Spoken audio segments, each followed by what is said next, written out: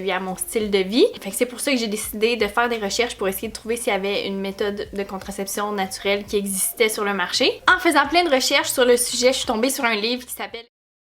Je l'ai pas avec moi en ce moment pour vous le montrer parce que je suis tout le temps en train de le prêter à plein de monde dans mon entourage qui sont intéressés sur le sujet. Mais je vais mettre tous les liens de tout ce que je vais parler aujourd'hui dans la description en bas. Donc si jamais vous voulez accéder rapidement à un lien dont j'ai parlé, faites juste aller dans la description. Honnêtement, ce livre-là, c'était un game changer. J'avais pas réalisé à quel point j'étais peu éduquée sur la fertilité féminine, sur mon cycle en général. Au secondaire, je me rappelle vaguement que comme on apprenait qu'un cycle c'était environ 28 jours, puis que l'ovulation c'était au jour 14, puis que il fallait absolument que tu te protèges avec la pilule parce que sinon tu pouvais tomber enceinte à n'importe quel moment. Mais sinon, c'est pas mal tout ce que j'ai appris sur la fertilité vraiment spécifiquement. Dans ce livre-là, ça parle vraiment de A à Z au niveau de la fertilité féminine, comment observer quand on est fertile ou non fertile, puis plein de choses comme ça. C'est vraiment un livre plein de belles informations, puis j'encourage vraiment chaque femme à le lire pour vraiment être